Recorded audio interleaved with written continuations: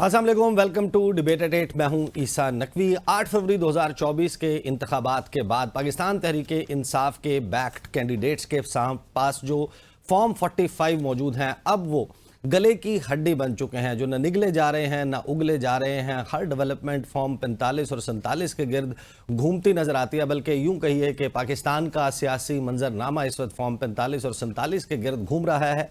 आज हैरान कुन तौर पर इस्लामाबाद हाई कोर्ट ने इस्लामाबाद का जो इलेक्शन ट्रिब्यूनल बनाया गया था, जस्टिस तारिक महमूद जहांगीरी, जिनकी अदालत में कार्रवाई जारी थी, उसको ट्रायल आगे बढ़ाने से रोक दिया है। क्या ये सिर्फ हादसाती है, इत्तफाकिया है, ये कोइंसिडेंस है?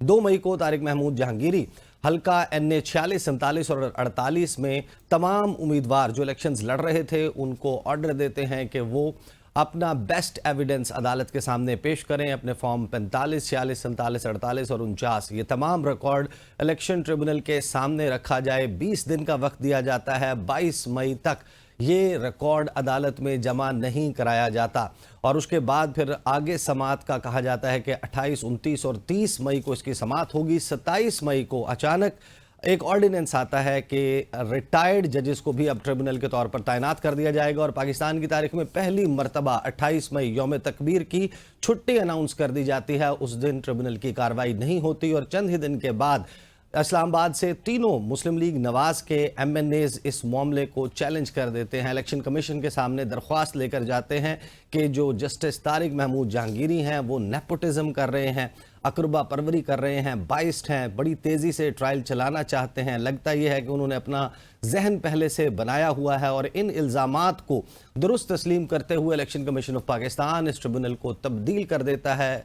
रिटायर्ड जस्टिस पराचा साहब जो हैं, उनको शकूर पराचा, उनको ट्रिब्यूनल के तौर पर अनाउंस कर दिया जाता है और पाकिस्तान तहरीक इंसाफ इस मामले को अदालत में चैलेंज कर देती है। Side by side Tariq Mahmood Jahangiri का ट्रिब्यूनल, उसको काम करने से नहीं रोका जाता, लेकिन आज काम करने से रोक दिया और इसी दौरान तारिक महमूद जहांगीरी के हवाले से एक कैंपेन शुरू होती है। क्या ये महज एक इत्तफाक है कि तारिक महमूद जहांगीरी, उनकी फैमिली के ट्रैवल डॉक्यूमेंट्स वो सामने आ रहे हैं, उनके हवाले से रेफरेंस जो है वो फाइल कर दिया गया सुप्रीम जुडिशल काउंसिल में और तारिक महमूद जहांगीरी के खिलाफ एक सोशल मीडिया के ऊपर मुनज़्ज़म मुहिम चलती हुई नजर आ रही है। और दूसरी तरफ इलेक्शन कमीशन ऑफ पाकिस्तान एक अजीब मखमसे का शिकार है। उसने अपने ट्रिब्यूनल तब्दीली का फैसला, उसका दिफा करना है अदालत के सामने और इस्लामाबाद हाई कोर्ट में वही इल्ज़ामात लगाने वाले जिसकी बुनियाद पर इलेक्शन कमीशन ऑफ पाकिस्तान ने यह फैसला किया था कि ट्रिब्यूनल तब्दील किया जाए, वो अपने इल्ज़ामात वापस ले चुके हैं।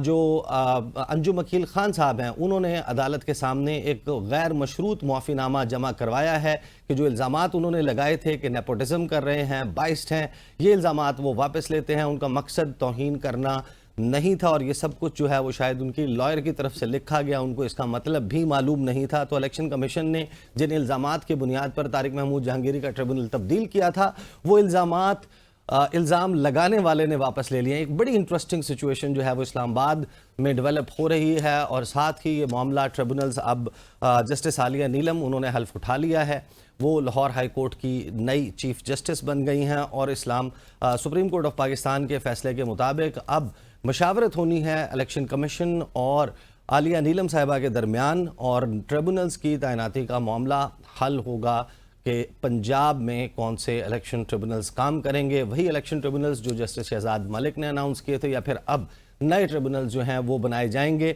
साथ ही रिजर्व सीट्स का जो केस है, मखसूस नशिस्तों का, उसका फैसला महफूज है और अब लगता यह है कि कल जुमे के दिन ये फैसला मुमकिन तौर पर सुनाया जा सकता है। 13 जजेस 2 बैठकें इस पर कर चुके हैं और इसके हवाले से अभी चैमगोइयों और कयास हराइयों का सिलसिला जारी है। साथ ही जो फ़ोन टैपिंग का मामला था, ISI के 18वें ग्रेड के अफसर को हुकूमत की तरफ से एक गज़ट नोटिफिकेशन के ज़रिए ये इजाज़त दी गई कि जासूसी की गर्ज से फ़ोन टैपिंग भी की जा सकती है, डाटा भी जो है वो रिसीव किया जा सकता है। लोगों के मोबाइल फ़ोन्स जो हैं उनके ऊपर उनकी फ़ोन कॉल्स, उनके मैसेजेस, उनके ऊपर नज़र रखी जा सकती है। इस मामले को चैलेंज कर दिया गया है।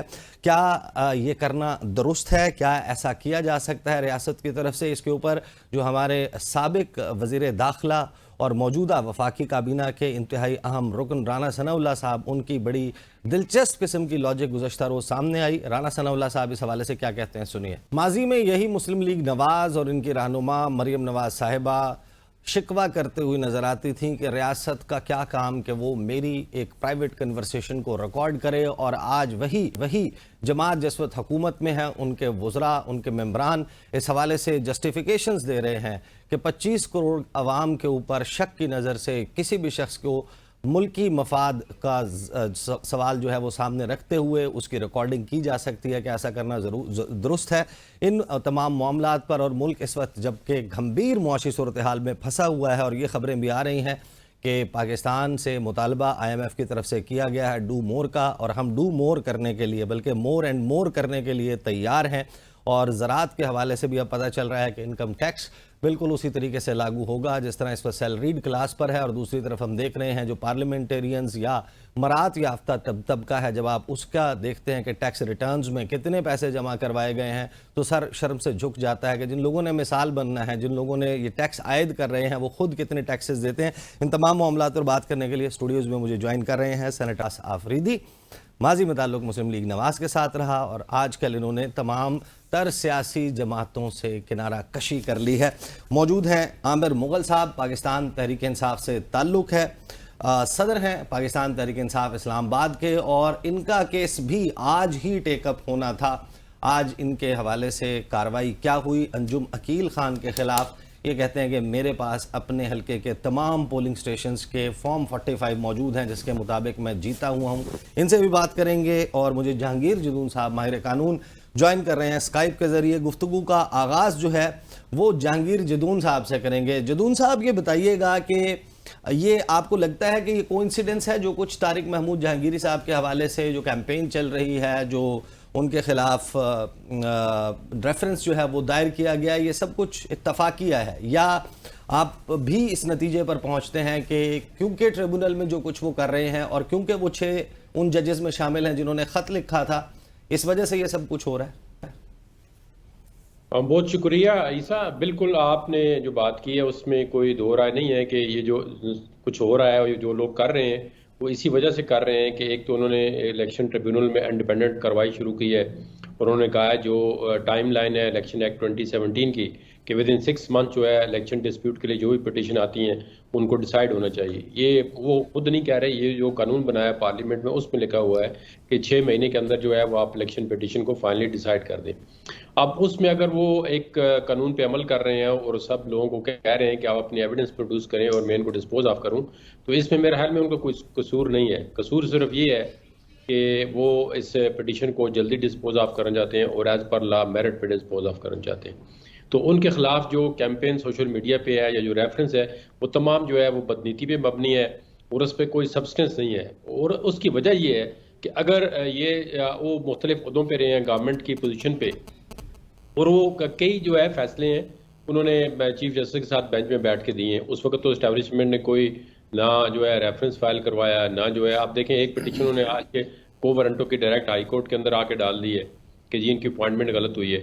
بھائی اپوائنٹمنٹ اتنے بڑے جو ہائی کورٹ کا جج ہوتا ہے اس کی اپوائنٹمنٹ کوئی نائب قاصد تو نہیں بھرتی کرنا ہوتا جی کوئی غلطی ہو گئی ہے، ایج کا نہیں پتہ چلا، ایکسپیرینس کا نہیں پتہ چلا، ان کی ڈگری کا نہیں پتہ چلا، ان کے باقی جو کریڈینشیل ہیں وہ نہیں ہوئے، تو اس کے تو ساری ایجنسی انہوں نے خود رپورٹ دی ہوتی ہے کہ یہ by all means he is fit to be elevated as a جج of the high court.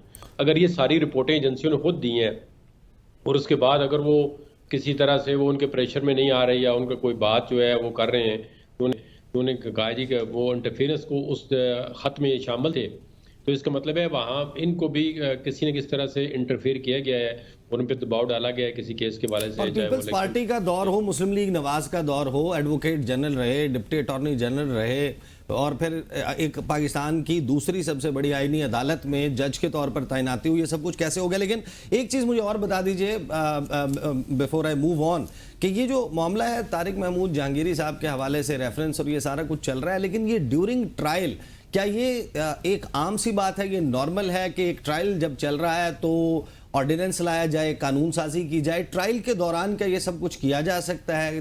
Trial متاثر ہوگا ظاہر ہے اس سے اگر تبدیل کر کے ایک نئے قانون کے تحت نیا جج تعینات کرنے کی کوشش کی جائے گی۔ کیا اس کا کوئی پریسیڈنس بھی ہے ماضی میں کہ اس طرح آرڈیننس اور پھر قانون سازی کی جائے اور ٹرائل کے دوران ہی آج ان کو ٹرائل بڑھانے سے روک دینا، کیا یہ بھی درست ہے؟ نہیں دیکھیں آپ آرڈیننس تو پی ٹی آئی نے بھی بہت نکالے ہیں، آرڈیننس پہ کوئی دو رائے نہیں ہے، جو بھی گورنمنٹ آتی ہے وہ اپنی کنوینئنس پہ جو مرضی نکال دیتی ہے. حالانکہ کئی آرڈیننس جو ہے کورٹیں سیٹ اسائڈ کر دیتی ہیں کہ آرڈیننس کے اندر یہ کانسٹیٹیوشن یہ کہتا ہے کہ آرڈیننس سے کوئی ایمرجنسی ہو اب تو قانون سازی بھی کر دی ہے نا.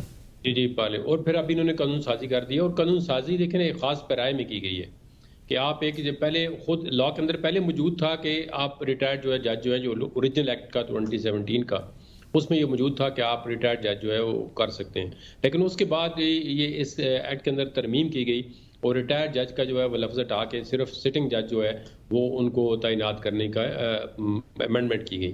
اب اس کے بعد دوبارہ جو ہے تو وہ دیکھیں نا اب اس میں یہ صاف نظر آ رہا ہے کہ آپ دیکھیں اگر آپ یہ ایک سٹنگ جج آف دا ہائی کورٹ کو آپ یہ شکایت ہے کہ انٹرفیئرنس ہو رہی ہے ان کے فیملی کے جو ممبرز ہیں ان کے ذریعے یا باقی کسی وجہ سے، تو جو ریٹائرڈ جج ہیں اس کی تو آپ مطلب ہے بندہ سوچ ہی نہیں سکتا کہ ریٹائرڈ جج جو ہے ایک ڈیسیژن جو ہے اگر ایسا ڈیسیژن ہے جو ایک امپیکٹ کرتا ہے پارلیمنٹ کے اندر ووٹنگ پہ، تو اس پہ وہ ایک فیئر ڈیسیژن دے گا یا وہ کسی طرح سے انٹرفیئر نہیں ہوگا. یہ بہت ریئر کوئی ایکسیپشنل کیس ہو سکتا ہے، اس میں یہ نہیں ہے کہ جو بھی ریٹائرڈ جج ہوگا وہ انفلوئنس کرے گا، لیکن بظاہر یہ لگ رہا ہے کہ یہ جو پہلے آرڈیننس نکالا گیا اور ایکٹ بنایا گیا یہ مخصوص حالات میں ایک مخصوص مقصد کے لیے بنایا گیا. صحیح. اور حیران کن طور پر جو قانون سازی کرنے والے ہیں وہ بھی اس لا کو پاس کرنے والے لوگ وہ ہیں جن کے اوپر یہ الزام ہے کہ وہ فارم 47 کے ذریعے ممبر قومی اسمبلی منتخب ہوئے ہیں. عامر مغل صاحب یہ بتائیے گا کہ آج آپ کے حلقے کی سماعت ہونا تھی، آپ کے حلقے کا معاملہ ٹیک اپ ہونا تھا ٹریبونل کے سامنے. آج اعتراض یہ لگایا گیا ہے کہ آپ نے تو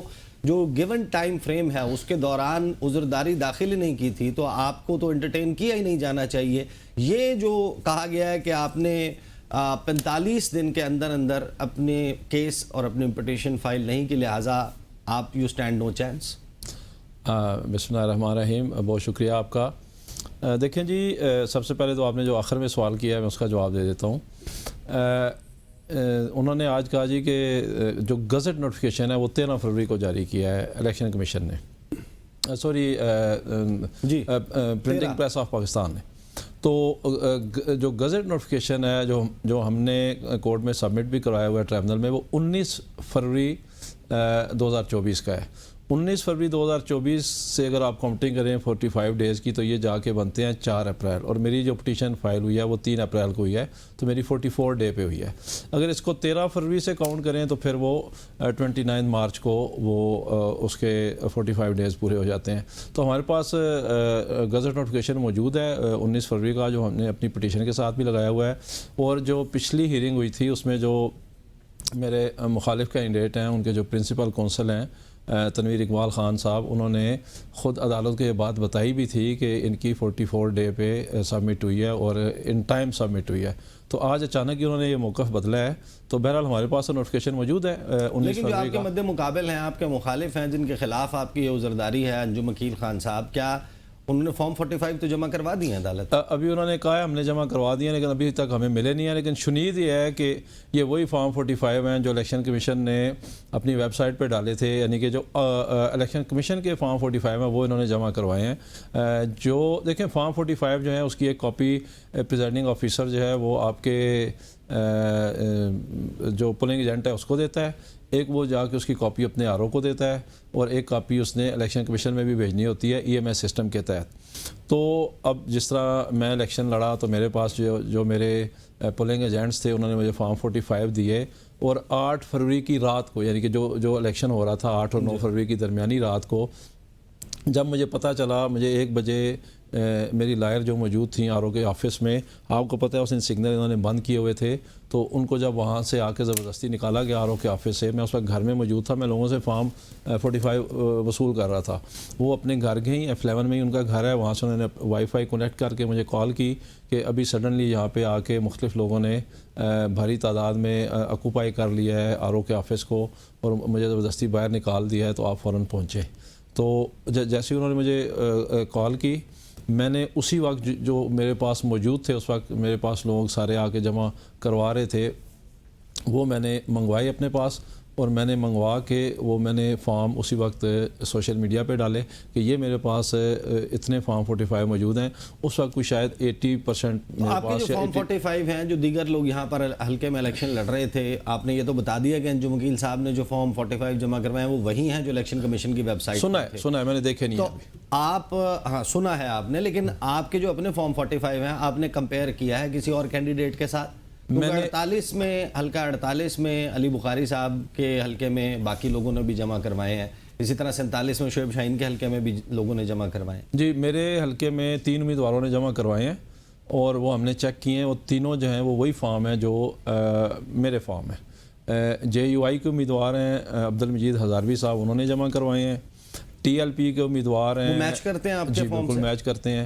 جو ٹی ایل پی کے امیدوار ہیں مجھے ان کا نام یاد نہیں، انٹرسٹنگ وہ بھی میرے ساتھ میچ کرتے ہیں. اور مرکزی مسلم لیگ کے جو امیدوار ہیں شفیق الرحمان صاحب، انہوں نے بھی جمع کروائے ہیں. یہ تینوں کے فارم جو ہیں وہ ہم نے سارے ٹیلی کیے ہیں، وہ سارے بالکل میرے فارم کے ساتھ میچ کرتے ہیں. صحیح. میں آپ کے پاس واپس آتا ہوں. عباس آفریدی صاحب، پاکستان اس وقت ایک پرفیکٹ سٹارم کا شکار ہے. ایک ایسا سیاسی بحران ہے جو شاید اس سے پہلے کبھی نہیں دیکھا، اس ملک کی ہسٹری میں کبھی نہیں ہوا. اور جب سیاسی بحران ہوتا ہے اس کو حل سیاستدانوں نے کرنا ہوتا ہے، بڑے بڑے سیاستدانوں نے.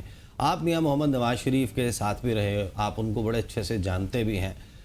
زرداری صاحب ہیں ایک سیاستدان، وہ صدر بن گئے ہیں، وہ شاید اس طریقے سے کردار ادا نہیں کر سکتے. عمران خان پاکستان کی سیاست کا ایک بڑا ہی مقبول آج کا چہرہ ہے، وہ جیل میں بیٹھے ہوئے ہیں. پھر بچ جاتے ہیں لے دے کر میاں محمد نواز شریف.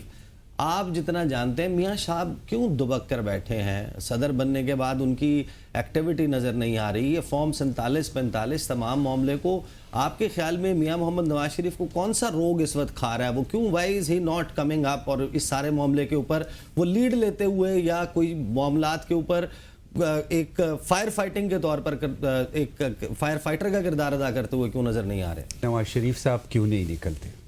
میں نے آپ کے پچھلے پروگرام میں کہا تھا کہ بدقسمتی سے ہماری طرف پہلے زمانے میں جب قوم کے بڑے کو منتخب کیا جاتا تھا تو اس میں ایک چیز بہت واضح دیکھی جاتی تھی کہ یہ شخص منافق تو نہیں ہے. تب ہمارے قبائل ٹرائبز جو تھے اس کو قوم کا بڑا بناتے تھے، کیونکہ جو شخص منافق نہیں ہوگا وہ دلیر ہوگا اور جو منافق ہوگا وہ دلیر نہیں ہوگا. اس وقت پاکستان میں سب سے بڑا فقدان جو ہے وہ لیڈرشپ کا ہے. میاں محمد نواز شریف کو جب پہلے الیکشن میں 2018 میں عمران خان کو لانچ کیا گیا اور جس طرح لانچ کیا گیا اور جس طرح جتوایا گیا اور نواز شریف کو پہلے دن سے دھرنے کیے اور اے پی ایس کا حملہ ہوا اور یہ پورا ایک جدوجہد ہے، پورے قوم کو پتہ ہے. اس کے بعد یہ الیکشن کا جو حال ہوا، اگر اس وقت قوم ہوش کی ناخن نہیں لے گی اور یہ قوم نہیں بنے گی، اگر پی ٹی آئی مہنگائی کرتی ہے تو پی ٹی آئی کا ورکر چپ رہتا ہے، اگر نون لیگ مہنگائی کرتے ہے تو نون لیگ کا ورکر چپ رہتا ہے.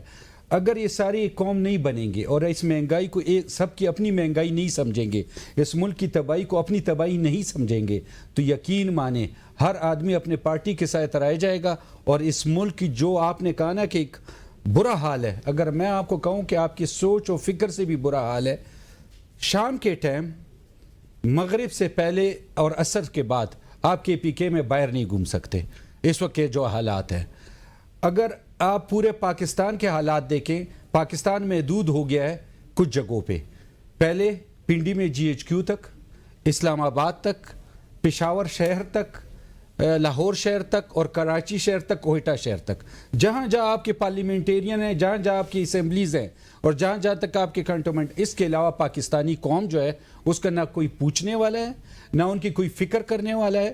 آپ 7 سال سے ٹی وی چینلز اٹھا لیں آپ لوگوں کے، نواز شریف، عمران خان، جمہوریت، کورٹ، جوڈیشری، یہ 7 سال سے باقی اس کے علاوہ کچھ نہیں چلا رہی. کبھی عمران خان صاحب کے کیس ہے تو کبھی نواز شریف کے کیس ہے تو کبھی مریم نواز کے کیس ہے، کبھی شہباز شریف کے کیس ہے، کبھی خاقان عباسی کے کیس ہے، کبھی زرداری صاحب. یہ پورا ملک ایک ہائی جیک ہو چکا ہے، یہ پورا میڈیا ہائی جیک ہو چکا ہے. اور سب سے بڑھ کے جو خطرناک بات ہے، میں نے ٹی وی سے بہت سے پروگراموں میں 2017 کو کہا تھا کہ پاکستان میں وہ وقت آنے والا ہے کہ اگر ہم نے پورے قوم نے اپنے آپ کو نہیں سنبھالا تو ہمارا روزمرہ کی زندگی گزارنا مشکل ہو جائے گی. لوگ گاڑیوں میں نہیں چل سکیں گے. آج آپ دیکھیں آپ کے سامنے اسلام آباد کے جناح ایونیو پہ میاں صاحب باہر نکل کر اس پر کردار اس لیے نہیں ادا کر رہے کیونکہ وہ دلیر نہیں ہے؟ نہیں، میں اس کا مقصد یہ کہتا ہوں کہ جتنی سختیاں انہوں نے، والد ان کے فوت ہوئے، ان کی وائف فوت ہوئی، ان کی والدہ فوت ہوئی، بیٹی کے ساتھ جیل گئے، مجھے جو میں اپنی فیلنگ آپ کو سچ بتاؤں، وہ میرے خیال اس قوم سے، وہ جو ان کی امید تھی کہ قوم دلیری دکھائے گی، ان کی جو سٹرگل تھی کہ قوم جو ہے آگے آئے گی، وہ قوم جو ہے میرے خیال مجھے جو خود نظر آ رہا ہے، پاکستانی قوم ایک سو گئی ہے، سوئی ہوئی ہے. جو اس کے ساتھ کرو، کوئی نہ آواز ہے، نہ بات چیت ہے، نہ تکلیف ہے، نہ پریشانی ہے، اور تباہ و برباد ہو گئی ہے. ہاں کون ہے؟ کوئی کہتا ہے میں پی ٹی آئی کو، میاں صاحب نے قوم کے پیچھے چلنا ہے یا قوم نے میاں صاحب؟ ہاں قوم نے چلنا ہے، یہی میں نہ قوم نے چلنا ہے، یہی میں سمجھا رہا ہوں. قوم جو ہے لیڈر، میں آپ کو بتا رہا ہوں، جب ہم اس کا واقعہ پیش آیا میں نے آپ کو کہا تھا، آج جو میں نے کہا کہ ہم 6 بجے کے بعد کے پی کے میں نہیں نکل سکتے، یہ ضرب عضب میں یہ آپریشن ختم ہو چکا تھا. میں نے کہا تھا پچھلے آپ کے پروگرام میں عمران خان، جنرل فیض اور باجوہ صاحب، آج ایک اگر منٹ، اس صورتحال پہ قابو پانے کے لیے اگر ایک آپریشن عزم استحکام یا ویژن میں اس آپریشن کی مخالفت کی بات کی جاتی ہے تو نہیں، میں اس آپریشن کی مخالفت کیوں کر رہا ہوں؟ آپ جن میاں صاحب کو جانتے ہیں وہ میں میرے حساب سے انہوں نے سیاست سے نہیں میرے حساب سے انہوں نے سیاست سے کنارہ کشی اختیار کر لی ہے، جو میں سمجھتا ہوں. جو میاں صاحب نے سیاست بالکل کنارہ کشی اختیار 28 مئی کو صدر بنے ہیں، میں کہہ رہا ہوں نا کنارہ کشی اختیار کر لی ہے. آج میرے صوبے میں، جو میں جس صوبے میں ہوں، جو میں نے پارٹی چھوڑی، وہ کیوں چھوڑی کہ میرے صوبے میں جو آپریشن ہو رہا ہے، جس کو آپریشن کہا جا رہا ہے، جس کو سپورٹ دیا جا رہا ہے، جس کے لیے بات چیت کی جا رہی، یہاں ضرب عضب کے بعد کہا گیا کہ ٹیررزم ختم ہوا.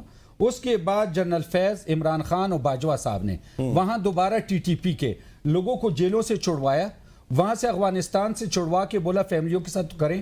پہلے ان 3 اشخاص کو سزا دی جائے، اگر سزا دی جائے اس کے بعد ہم قبائل ہیں، پھر ہم سے بات کیے جائے. مجھے آپ بتائیں، آپ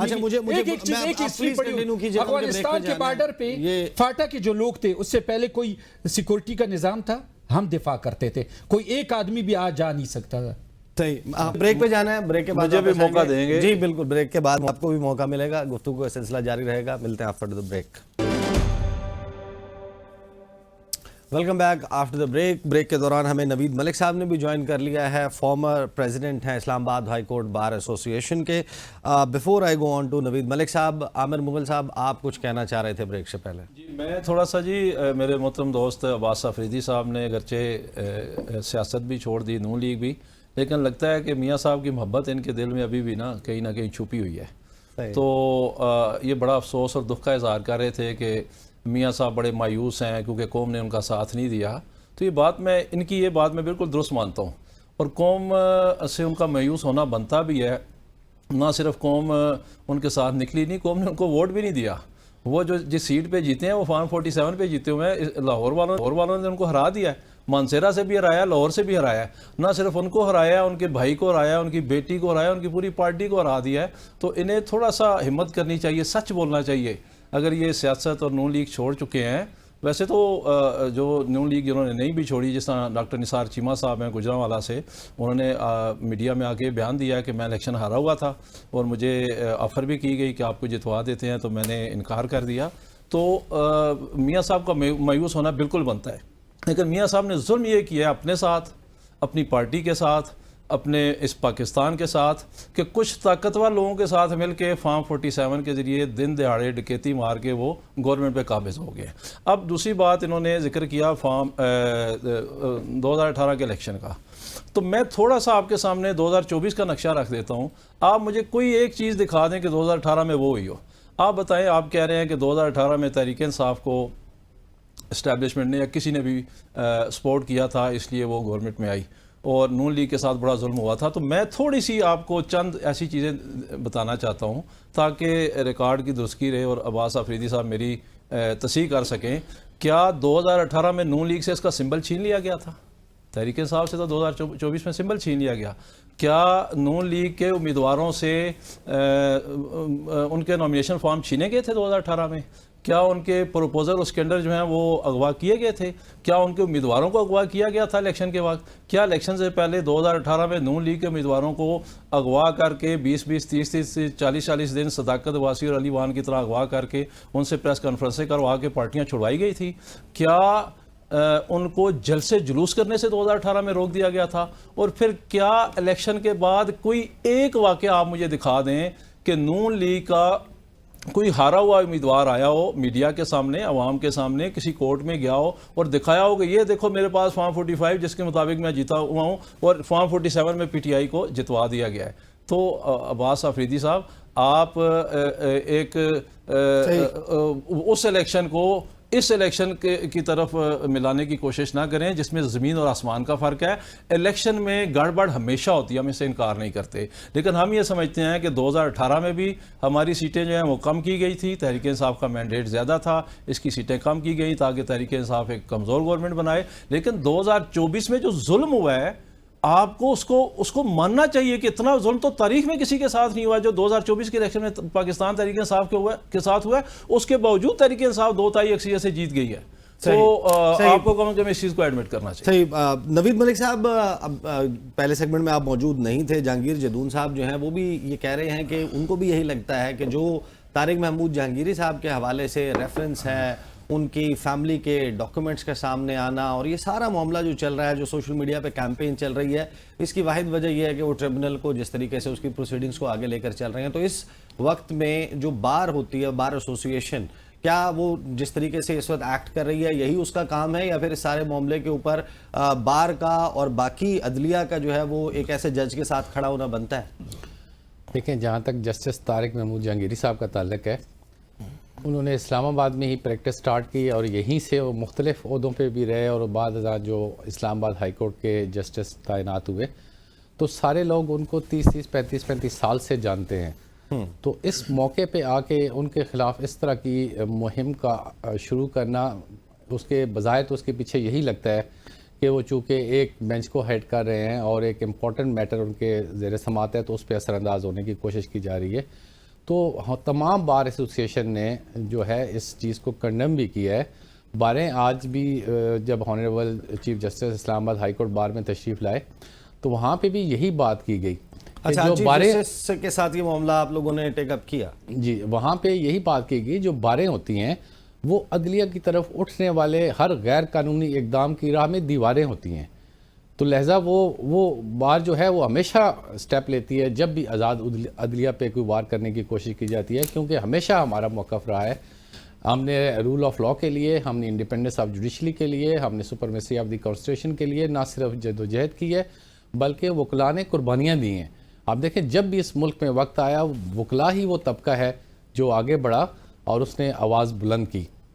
صحیح۔ اس وقت بھی جب ماشاء اللہ کے دور میں جب سیاسی لیڈران میدان میں نکلتے تھے تو 2 آدمی ان کے ساتھ نہیں ہوتے تھے، اس وقت بھی جب وکلاء باہر نکلے تو تمام عوام ان کے ساتھ باہر نکلی اور ہم نے ایک آمر کا بھی مقابلہ کیا، اور اس کے بعد عدلیہ کی آزادی میں جو کیا اس وقت کی ایسی صورتحال آپ دیکھ رہے ہیں کہ ایسی صورتحال بن گئی ہے کہ ایک مرتبہ پھر کوئی وکلاء تحریک جو ہے اس کا آغاز ہوگا؟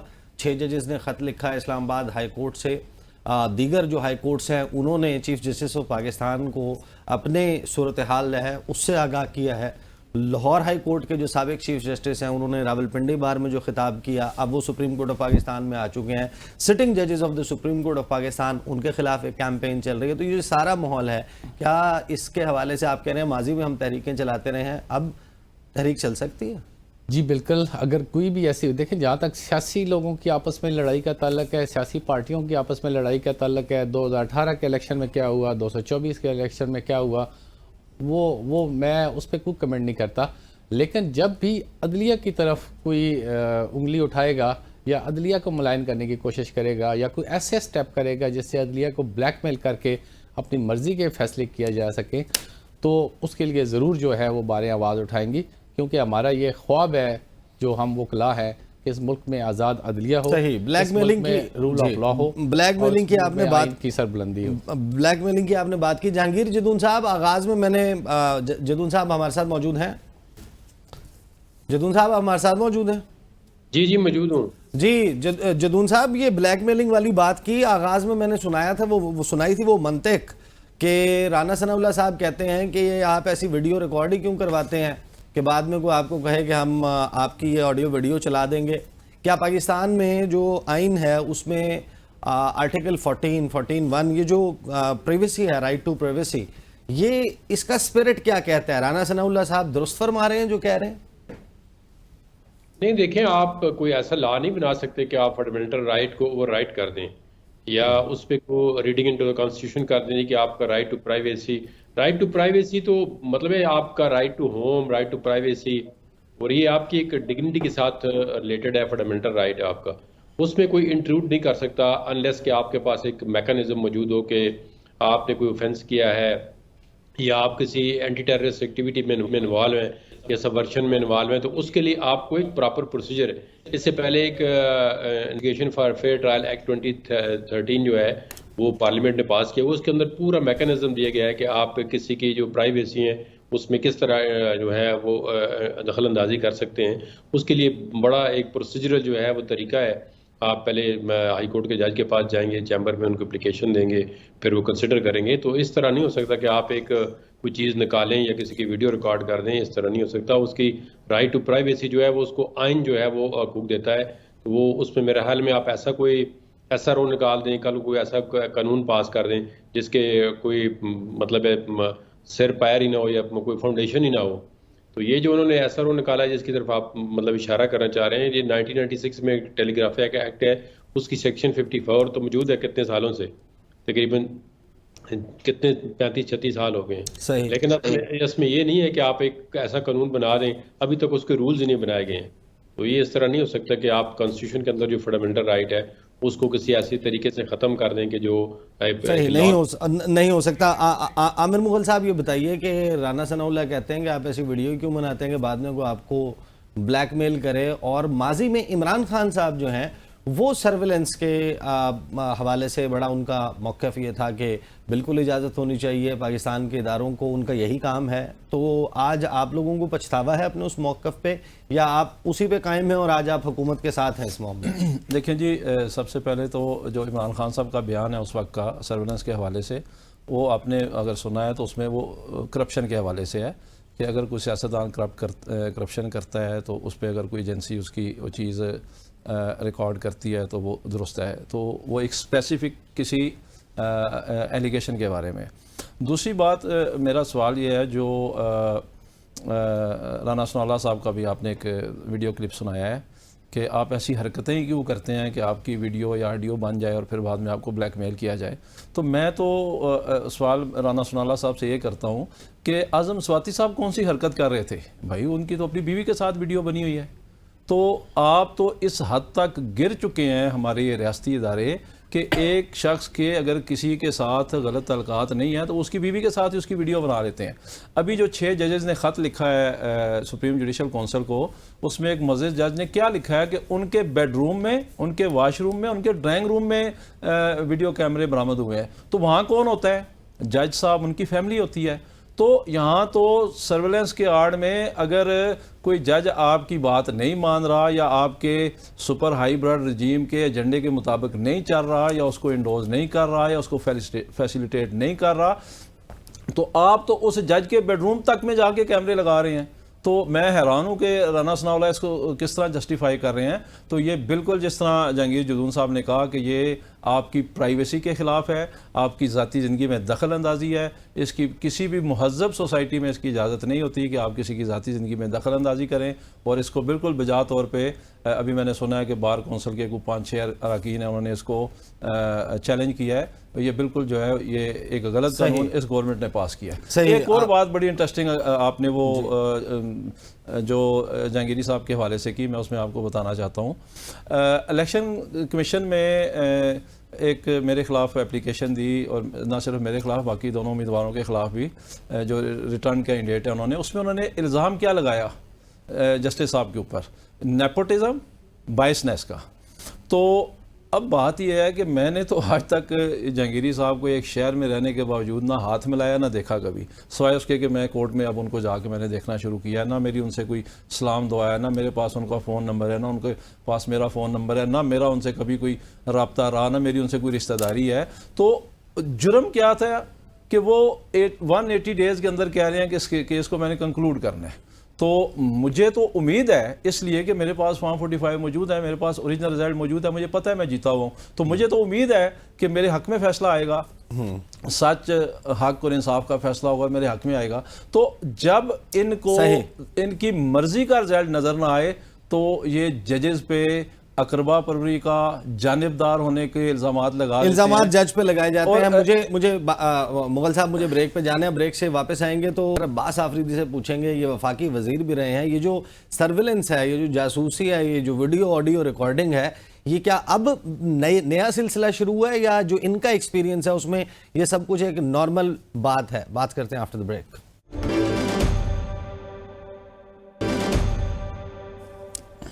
Welcome back after the break. Abbas Afridi Sahib, یہ جو آڈیو ویڈیوز ہیں یہ اب سامنے آنا تو شروع ہوئی ہیں، لیکن کیا ریکارڈ بھی ابھی ہونا شروع ہوئی ہیں یا آپ بھی وفاقی وزیر رہے ہیں، حکومتوں کا حصہ رہے ہیں، یہ معاملہ ایک نارمل پریکٹس اور یہ ہمیشہ سے ہوتا آ رہا ہے اور آپ لوگوں کو بس احتیاط کرنی ہوتی ہے؟ نہیں، یہ کوئی نئی بات نہیں ہے۔ ایک بحث کے لیے اپنا اچھا ہے کہ قانون کا نام دے دیا گیا، آپ جو ہے شام کو 6-7 گھنٹے پروگرام کر رہے ہیں۔ یہ جو ہے پاکستان میں کون سی چیز پہلی دفعہ ہو رہی ہے؟ سالوں سال سے یہی چل رہا ہے، سالوں سال سے۔ اگر آپ کو یاد ہو، ججوں کی ویڈیوز نکلتی ہیں، چیف جسٹس کی ویڈیو نکلی ہیں، ایسے پی ایمز کی نکلی ہوئی ہے، سب نکلی ہوئی ہے، ویڈیوز نکلی ہوئی، یہ کوئی آج پہلے دن کی بات ہے نہیں۔ بدقسمتی سے ہم ہر کوئی اگر سیاسی ورکر ہے یا قومی نمائندگی کرتے ہیں اور ہم آواز اٹھاتے ہیں، اگر پی ٹی آئی کو جتایا جائے تو ٹھیک ہے، پیپلز پارٹی کو جتایا جائے تو ٹھیک ہے، نون لیگ کو جتایا جائے تو ٹھیک ہے، اگر ہرایا جائے تو برا کیا۔ دھاندلی ہر دور میں ہوئی ہے اور متواتر ہوتی رہی ہے۔ اس میں میں نوید صاحب سے جواب لیتا ہوں، لیکن پہلے مغل صاحب یہ بتائیں کہ آج ہم نے دیکھا کہ جو پی ٹی آئی یا سنی اتحاد کونسل کے اراکین ہیں، انہوں نے ایک مارچ کیا، پارلیمنٹ سے نکلے، سپریم کورٹ تک گئے۔ آپ لوگ جو کچھ کر رہے ہیں اس پہ سنی اتحاد کونسل کے چیئرمین صاحبزادہ حامد رضا وہ یہ کہتے ہیں کہ اگر مخصوص نشستوں کے معاملے پہ ہمیں سپریم کورٹ سے انصاف نہ ملا تو پھر ہم سڑکوں پہ جا کر انصاف لیں گے۔ پی ٹی آئی کی اسٹریٹجی بھی یہی ہے؟ جی دیکھیں جی، ہم تو سڑکوں پہ آلریڈی ہیں، پچھلے 2 سال سے ہم سڑکوں پہ ہی ہیں۔ ہم تو ہر فورم پہ احتجاج کر رہے ہیں اور اپنا حق حاصل کرنے کے لیے کوشش کر رہے ہیں۔ ہم احتجاج بھی کرتے ہیں، ہم کورٹس میں بھی جاتے ہیں اور میڈیا میں بھی آ کے ہم آپ کو بتاتے ہیں کہ ہمارے ساتھ کیا ظلم ہو رہا ہے۔ تو بالکل تحریک انصاف کو اگر سپریم کورٹ سے انصاف نہ ملا تو ہم نے عوام کے پاس تو آلریڈی جانا ہی جانا ہے، اس میں کوئی دوسری رائے نہیں ہے۔ میں محترم بھائی کی ایک بات پہ اگر اجازت دیں تو تھوڑا کمنٹ کر دوں۔ انہوں نے جوڈیشری کی بھی خامیاں گنوا دیں، وکلاء کی بھی گنوا دیں، سیاسی جماعتوں کی بھی گنوا دیں۔ ایک دفعہ قوم کو یہ بھی تو بتا دیں، آپ سیاست چھوڑ چکے ہیں، آپ نے نون لیگ بھی چھوڑ دی ہے، کہ جو میاں صاحب فارم 47 پہ کیا جو MNA بنے ہیں وہ درست ہے یا غلط ہے، یہ بھی تو قوم کو بتا دیں۔ آپ 47 45 میں پھرتے رہیں، قوم اسی طرح ذلیل ہوتی رہے گی، یا آپ جیت گئے تو آپ کیا کر لیں گے؟ ابھی آپ پارلیمنٹ میں آپ الیکشن جیتے ایک لفظ پہ ہے کہ ہم عمران خان کو جیل سے زوری پہ نکالیں گے۔ عمران خان جیل میں بیٹھا، آپ لوگ مزے کریں، ٹی وی چینل پہ آئیں، اسمبلی میں جائیں، عمران خان بیچارہ اندر جیل میں اور وہ رگڑا کھاتا رہے، آپ بولیں کورٹ سے ہمیں انصاف ملے گا۔ جب 9 مئی میں عمران خان کو خالی گرفتار، 1 منٹ، 9 مہینے میں جب اس کو گرفتار کیا تو آپ نے 210 آرمی انسٹیٹیوشن پہ حملے کیے۔ آج وہ جیل میں ہے، آپ لوگ پارلیمنٹ میں بھی چلے گئے، صوبائی اسمبلی میں بھی چلے گئے، گنڈا پور صاحب آج حملہ کریں گے اسلام آباد پہ، جیل سے چھوڑائیں۔ تھوڑا سا جواب یہ کوئی خالی ورکر کو بیوقوف بنانے کے میں 1.5 منٹ کا مجھے چاہیے۔